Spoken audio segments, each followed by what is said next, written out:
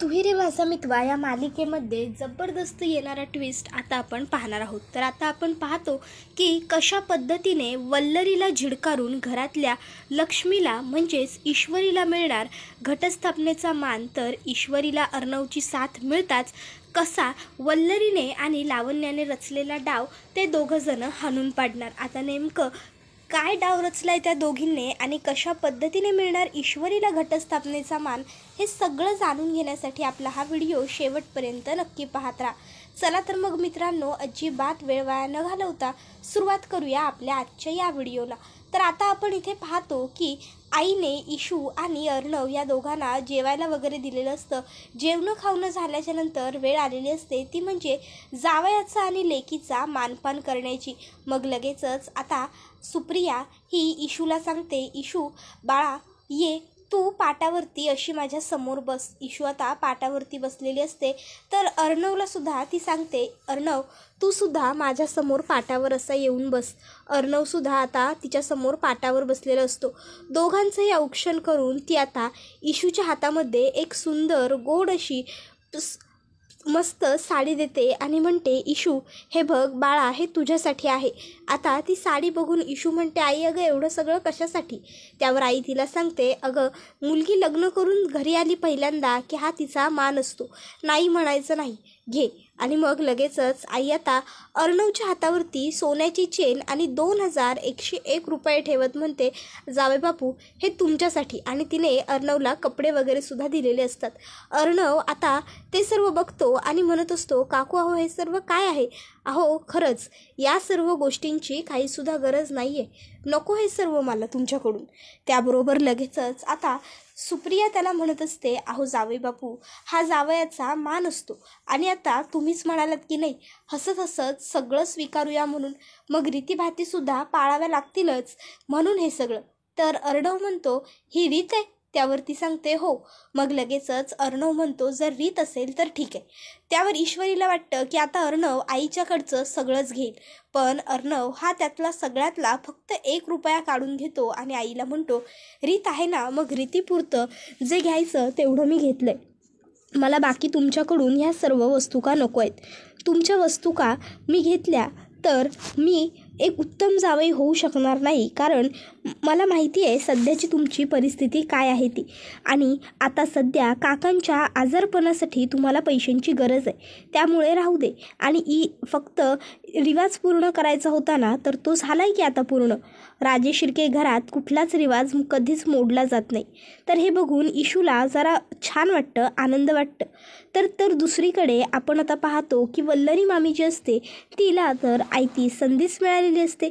ती आता आजीचे कान भरत असते ईश्वरीबद्दल. बघा आई बघा, अहो आपल्या नको असलेल्या बळजबरीच्या सुनबाई अजूनही घरात त्यांचा पत्त्या नाही आहे.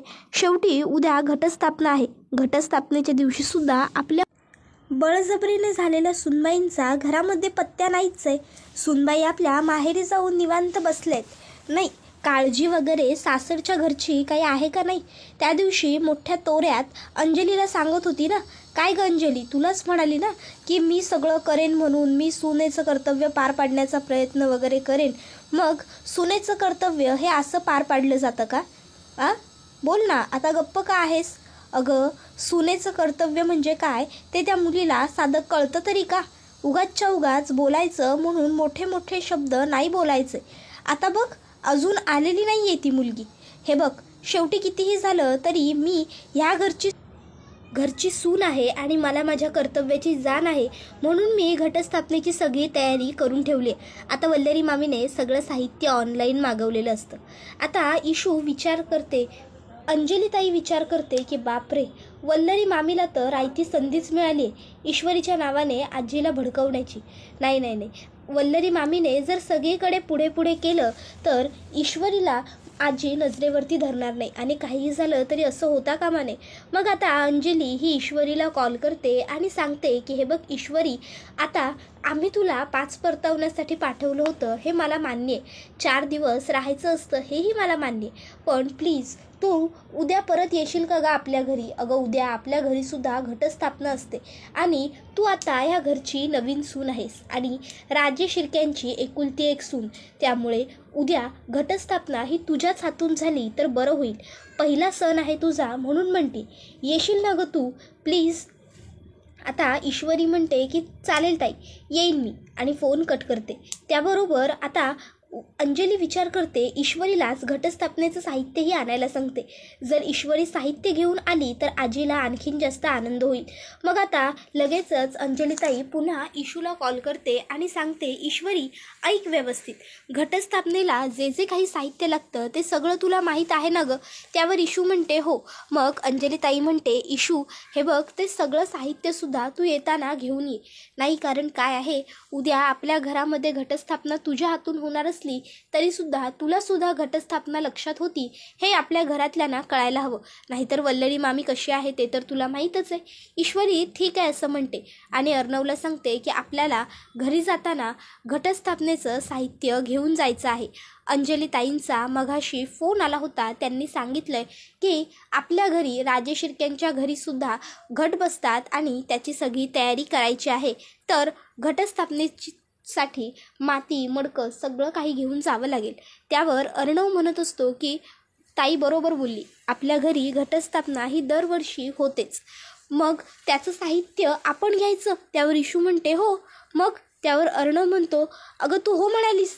इशू म्हणते हो. मग त्यावर अर्णव सांगतो की मला घटस्थापनेला नेमकं काय काय लागतं हे माहीतच नाही आहे, आपण कसं घेणार विकत. त्यावर ईश्वरी म्हणते, तुम्हाला माहीत नाही आहे ना, पण तुमच्याबरोबर मीही असणार आहे, मला माहिती आहे की घटस्थापनेला काय काय साहित्य लागतं ते. त्याबरोबर अर्णव म्हणतो, खरंच. त्यावर इशू म्हणते, अर्थात. मग लगेचच आता अर्णव आणि इशू हे दोघंही घरातल्यांचा निरोप घेतात आणि मग ईश्वरी व अर्णव दोघंसुद्धा आता जायला घरी निघालेले असतात. रस्त्यात एका मार्केटमध्ये इशू अर्णवला गाडी थांबवायला लावते आणि तिथं ते दोघं घटस्थापनेच्या पूजेचं सगळं साहित्य विकत घेतात.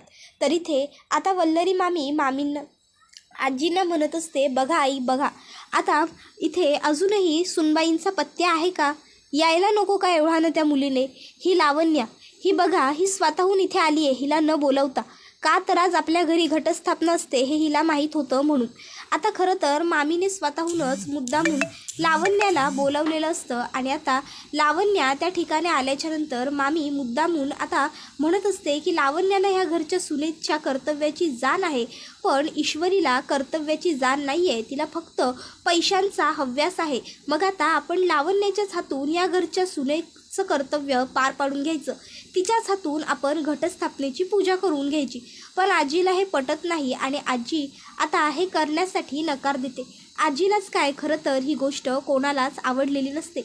मग आता अंजलीसुद्धा म्हणत असते, मामी अगं तू हे काहीही बोलतेस असं तुला वाटत नाही आहे का. आता मनातल्या मनात अंजली म्हणत असते, ईश्वरी अर्णव, अरे कुठे अडकलात दोघंही, कधी याल घरी, या ना रे लवकर.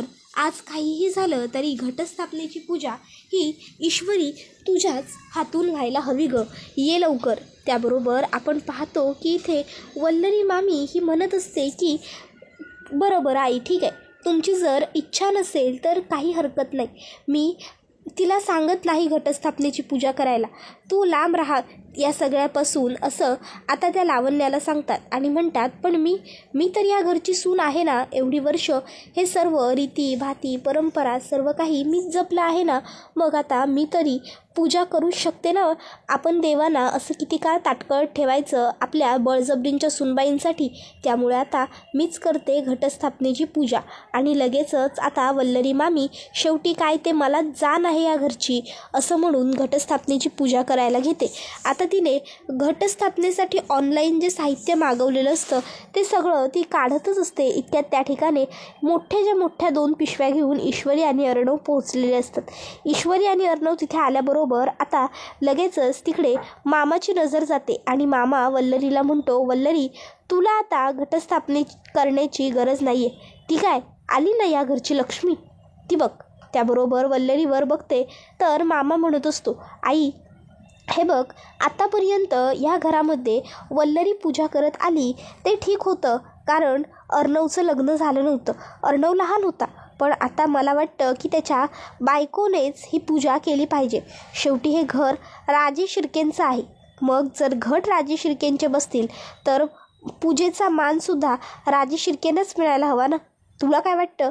त्यावर मग आता लगेचच आजी म्हणते, ठीक आहे, जसं तुला योग्य वाटेल ते. मग आता अर्णवला पूजा करण्याचा मान मिळतो आणि ईश्वरीला सुद्धा. तर हे सगळं बघून वल्लरीला आणि लावण्याला मात्र खूप राग येतो. मामानी हे सगळं मुद्दामून जाणून बुजूनच केलेलं असतं, जेणेकरून वल्लरीला मामाला तिची लायकी दाखवून देता यावी. मामा म्हणत असतो, आई हे बघ, ईश्वरीवरचा राग कितीही मोठा असला तरीसुद्धा आपल्याला रुसवे फुगवे दूर ठेवून विचार करण्याची गरज आहे. बघ, ईश्वरीच या घरची सून आहे आणि बरोबर देवीच्या मनात सुद्धा हेच होतं की आजची पूजा ईश्वरीच्या हस्तूनच व्हायला हवी. म्हणून ईश्वरीसुद्धा अगदी वेळेवरती या ठिकाणी पोहोचलेली आहे. त्यामुळे आपण हा पूजेचा मान हा तिलाच द्यायला हवा. आता शेवटी तू या घरची थोरली आहेस. तू जो निर्णय घेशील तो आम्ही सर्व हसत हसत मान्य करू. पण आमची सगळ्यांची हीच अशीच इच्छा आहे की तू ईश्वरीला पूजेचा मान द्यायला हवा. कमीत कमी मला, अंजलीला आणि आकाशला तरी हेच वाटते. त्याशिवाय ती राजे शिर्के आहे. आपण राजे शिर्केंच्या घरात राहतो. राजे शिर्केंचंच आहे ना हे सगळं. मग आपण त्यांच्या घरात त्यांनाच मान द्यायला नको का? तुला काय वाटतं? मग आता आजी ही मामाला काहीच उत्तर देत नाही आणि तुझं तू बघून घे असा हाताने खुणावून तिकडनं निघून जाते. त्याबरोबर लगेचच आता वल्लरी म्हणते की हो नाही म्हणालेली आजी. त्यावर मामा म्हणतो, हो म्हणाली आई. आईला जेव्हा हो म्हणायचं असतं पण तिला बोलता येत नसतं ना, तेव्हा ती तुम्हाला हवं ते तुम्ही करा असं म्हणते आणि निघून जाते. आता तुम्ही सर्वांनी बोलण्यात वेळ वाया घालवू नका. ईश्वरी, चल, तुला येतात ना घट बसवता? त्यावर इशू म्हणते, हो, म्हणजे आम्ही आमच्या इंदोरच्या घरी बसवतो. त्याबरोबर अर्णव लगेचच म्हणतो, इंदोरला पण घट बसतात?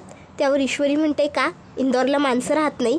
आता इशू आणि अर्णव लगेच भांडायला सुरुवात करणार असतात. तर आता अंजलीताई म्हणते, स्टॅच्यू, थोडा वेळ तुमचं भांडण थांबवा. घटस्थापना झाली की मग पुन्हा सुरू करा. बस थोड्या वेळासाठी ब्रेक घ्या. मग लगेचच आता ईश्वरी ही घटस्थापनेची छान तयारी करते. पूजा करायला छान सर्व आरास मांडते. तर आता हे सर्व काही अंजलीताई बघत असते. अंजलीताईसुद्धा ईश्वरीला मध्ये मध्ये थोडंफार गाईड करत असते. छान थोडं सांगत असते, काही गोष्टी विचारत असते. आणि जसं जसं अंजलीताई सांगत चाललेली असते, इशूसुद्धा तसंच करत असते. आता ही तिची पहिली वेळ असल्यामुळे थोडंफार कुठे चुकत पाकत असतं. अंजलीताई तिला म्हणत असते, असू देत ग ईश्वरी, चुकत पाकतच माणूस शिकतं. चुकांमधूनच तर शिकल त्यालाच तर माणूस म्हणतात. बरं, चल, करून घ्या आता पूजा. तर आता मनात ती आता राकेशसाठी प्रार्थना करत असते. हे जिथे कुठे असतील तिथे सुखरूप असू दे, यांचं काम लवकरात लवकर पूर्ण होऊ दे आणि यांनी घरी परत येऊ दे. आई, मला यांची खूप आठवण येते ग. 2 जीवांची आहे मी. मला माझ्या नवऱ्याची गरज आहे. माझ्या नवऱ्याचं काम लवकर संपव आणि लवकरात लवकर, अगदी लवकर त्याला माझ्याजवळ पाठवून दे. आणि मग ते आता ईश्वरीला म्हणते, ईश्वरी, तू सुद्धा चिंटूसाठी काहीतरी माग. त्याबरोबर इशू म्हणते, मी नाही, तसं मला काही मागायचं नाही आहे. त्याबरोबर ती म्हणते, अगं असं नसतं, सगळ्यांनाच मागायचं असतं, माग. मग आता ईश्वरी ही तिथे उभी राहते घटाच्या समोर आणि तिला आठवतो तो म्हणजे घडून गेलेला प्रसंग. वल्लरी मामीने आणि लावण्याने ईश्वरीला घटस्थापनेच्या पूजेला येता येऊ नये यासाठी मुद्दामून ईश्वरीला जी जांभळ्या रंगाची साडी नेसायची असते त्या साडीचा पदर फाडून ठेवलेला असतो. आणि ईश्वरी जेव्हा आता बेडरूममध्ये साडी नेसायला गेलेली असते त्यावेळेस तिच्या लक्षात आलेलं असतं की साडीचा पदर फाटलाय. मग ईश्वरी धावत पळत अंजलीकडे ही गोष्ट सांगायला येते. अंजली ईश्वरीला म्हणते, अगं असं कसं होईल? आणि त्या दोघे आता जेव्हा ईश्वरीच्या खोलीमध्ये येत असतात तेव्हा त्यांना दिसतं की अर्णवने ती फाटलेली साडी बघितलेली होती आणि त्याला वाटलेलं असतं की ईश्वरीने हे सगळं बघितलंच नसेल, म्हणून तो आता ती साडी पटकन ठेवून देतो आणि तो तिथे दुसरी एक साडी काढून ठेवतो. आणि ईश्वरीने हा प्रकार बघितलेला असतो. आणि ईश्वरीला त्यावेळेस अंजली म्हणालेली असते की बघ ईश्वरी, चिंटूला तुझी किती काळजी आहे ते. आताही जर त्याच्या मनात आलं असतं तर त्याने इथेही दुसरी साडी तू न सांगता काढून ठेवली नसती. पण त्याने तू न सांगता तुझ्यासाठी एक सुंदर सुबक आणि दुसरी साडी काढून ठेवली आहे, कारण खरोखर त्याचं तुझ्यावरती मनापासून खूप प्रेम आहे. तुला कधीतरी त्रास व्हावा अशी त्याची अजिबातच इच्छा नसते. इशू देवी आईला मनातल्या मनात प्रार्थना करत असते की अर्णव सरांचं खरं रूप नेमकं कोणतं आहे ते लवकरात लवकर मला कळेल अशी मला सद्बुद्धी दे.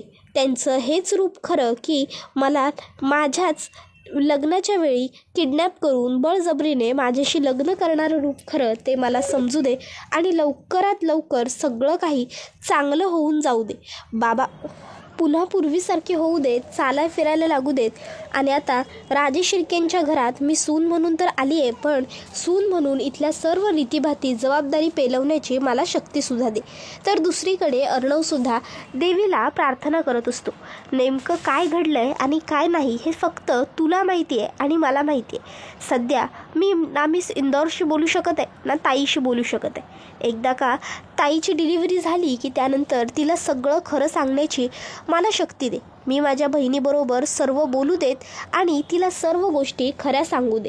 एकदा का मी माझ्या ताईला सगळं खरं सांगितलं की मग त्याच्यानंतर माझं टेन्शन जाईल आणि मग मी इंदौरलासुद्धा खरं कळेल की मी तिच्यावरती जबरदस्ती करण्यासाठी किंवा तिला त्रास देण्यासाठी हे सगळं केलेलं नाही आहे.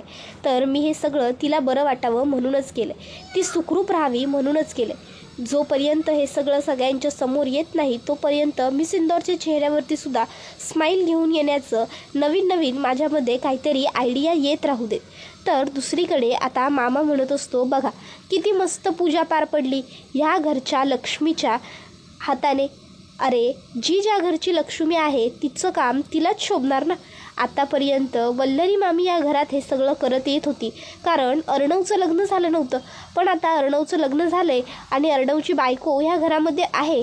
त्यामुळे आता याच्या पुढचे सगळे धार्मिक विधी हे आपण तिच्याच हस्तून करून घ्यायचे आहेत. कळलं का तुम्हा सगळ्यांना मी काय सांगतोय ते? त्याबरोबर मग लगेचच वल्लरी जोरात म्हणते, हो हो कळलं, सगळ्यांना कळलं, चला लवकर. आणि मग आता लगेच मामा हा म्हणत असतो, तुला प्रत्येक वेळेस कसली घाई असते, थांब ना जरा, घटस्थापना आत्ताच झाली आहे. त्याबरोबर आता अंजलीसुद्धा मनातल्या मनात म्हणत असते की चला हळूहळू चिंटू आणि ईश्वरीची गाडी रुळावर येते. यावेळेस एकत्र घटस्थापना केली आहे. पुढच्या वर्षी जोडीने एकत्र मनापासून घटस्थापना करून देवी आईकडे चांगला काहीतरी वरसुद्धा मागतील. त्याबरोबर आता मनातल्या मनात ती राकेशसाठी सुद्धा प्रार्थना करत असते, तो लवकर परत येण्यासाठी प्रार्थना करत असते. त्याबरोबर हा व्हिडिओ इथेच संपतो. व्हिडिओ आवडला तर व्हिडिओला लाईक करा, चॅनलवर नवीन असाल तर चॅनलला सबस्क्राईब करा आणि बेल आयकॉन आठवणीने प्रेस करा, जेणेकरून तुम्हाला पुढच्या प्रत्येक व्हिडिओचं नोटिफिकेशन मिळत जाईल आणि सर्व व्हिडिओंचा आनंद हा अगदी उत्तम पद्धतीने घेता येईल. चला तर मग मित्रांनो, आजच्या पुरतं इथंच थांबूया. पुढचा व्हिडिओ येईपर्यंत टाटा बाय बाय, धन्यवाद, take care all of you.